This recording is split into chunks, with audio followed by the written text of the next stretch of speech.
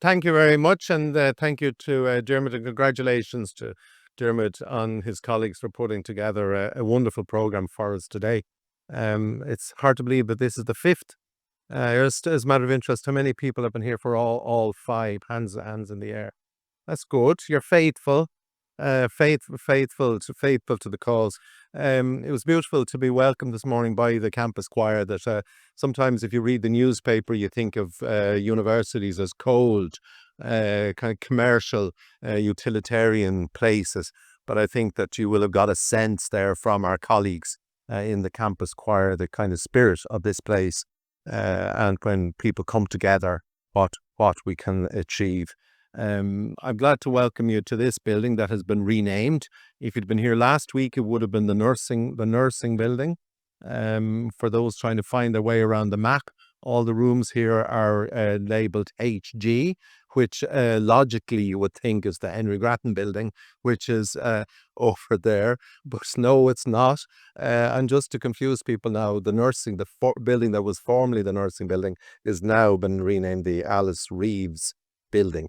And it's renamed in honour of a pioneer of the nursing profession in Dublin, the late Alice Reeves. So this is the first big occasion that we've had here. So it's good that we kind of invoke her memory. Amongst her claims to fame was she was awarded a medal by the Red Cross, and we'll see the symmetry in the end on that one. As I say, it's wonderful to have people here. That as Dermot said, that the conference has now become an important kind of fixture in our calendar. And it's a reminder that we are a values-based university. We're a publicly underfunded university dedicated to the public good. And nothing is more important to us at the moment than the planet, our common home. It's great to see so many people outside, people from all walks of life. And just to echo again, kind of the comments that he made about the choice of the theme, dispatches from a changing climate.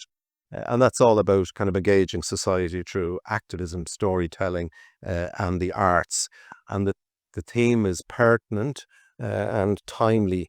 All of us who are woken every morning at 5 o'clock by our phone or whatever time, or through the day as we doom scroll our way back to the bed again at night, can see the kind of assault on the climate.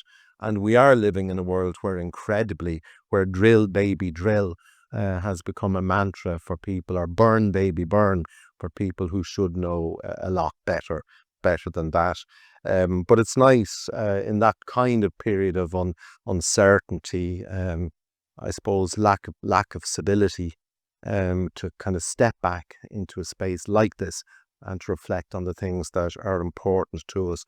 And we know the importance of the arts in terms of moving emotions, in terms of moving us to action. And as a historian, I think that's why this centre is particularly important. As Dermot said, I suppose the unique element of this centre is that it is rooted in the humanities and the social sciences. And in all the other faculties, and other 4 faculties too. Our colleagues there are committed again to saving the planet in different ways. I can see Marina's here from the business school, sustainable aviation as far as saying, James Carton in engineering and hydrogen and so on. And sometimes those kind of centres kind of come into conflict, and some can be more, I suppose, maybe dogmatic or extreme than others. But it is great to see the way all of our people move together, and particularly the students, the participation of the students in this great cause. So the theme again reminds us about people on the front line, and people who are not just kind of talking about it, but people who are prepared to stand up and be counted. And that's the purpose of today, is to celebrate activism and to encourage others to activism.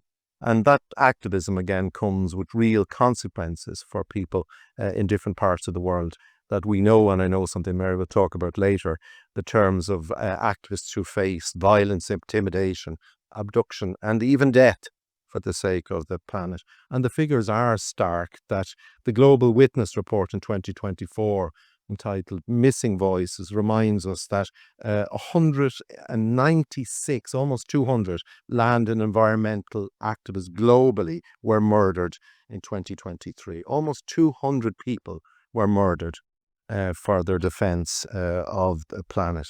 And these are people trying to protect, as I say, a fragile planet.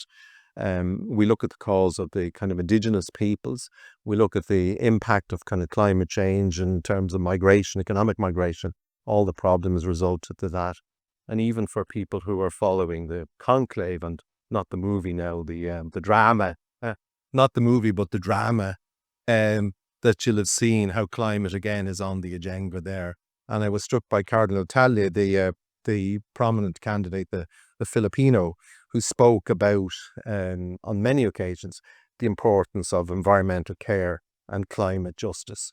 And he had a nice line where he spoke about the lack of care for the environment being simply a manifestation of the breakdown in care for humanity itself.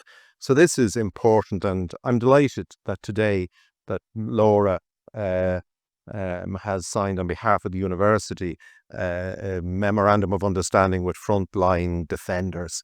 And that's a reflection of our commitment to the cause and our preparedness to work. Many universities, including ourselves, have a tendency to sign MOUs. Many universities could wallpaper the campus with their MOUs, but we're determined that this will make a difference. And this kind of pilot program that we're launching today in the autumn, that we will welcome an environmental defender to the campus, that they will spend 3 months with us, hopefully. And in that 3 months, they'll have a time to engage with our faculty, with our students, with the broader community. So to be an opportunity for engagement, but also, I suppose, respite for themselves from the stresses that they face for the cause. So I'm delighted that our keynote speaker today is the founder of Frontline Defenders, Mary Lawlor, who'll take this spot in a minute. Before we do so, I'd just like to thank everybody who made today possible, our speakers, our performers, the organisers, our Arts and Culture Committee and Marcella Bannon for co-funding the event, the team of the DCU Institute for Climate and Society, colleagues in the School of Law and Government.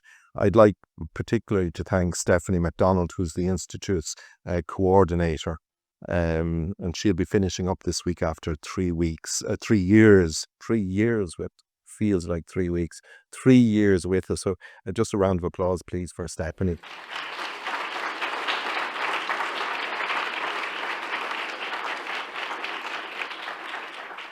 So without creating any more gases here, I'm going to move forward to introduce our keynote speaker. We're delighted to have Mary Lawlor with us. And Mary, as you know, is the UN Special Rapporteur on Human Rights Defenders. She has worked with human rights defenders for over 20 years. And before that, she was a leading member of the Irish section of Amnesty. And she also served as its chair and also as its director. In 2001, which is 24 years ago now, she founded Frontline Defenders specifically to protect the frontline activists who are at risk. So she's been particularly kind of active and influential and impactful in that role. In 2020, she took up the mandate of the Special Rapporteur and the Human Rights Defenders. And she's been recognised for that she has been awarded the Chevalier of the Légion d'Honneur from the President of France. She's been awarded the Franco-German Award for Human Rights and Rule of Law. She has received honorary doctorates from 2 universities on the south side, and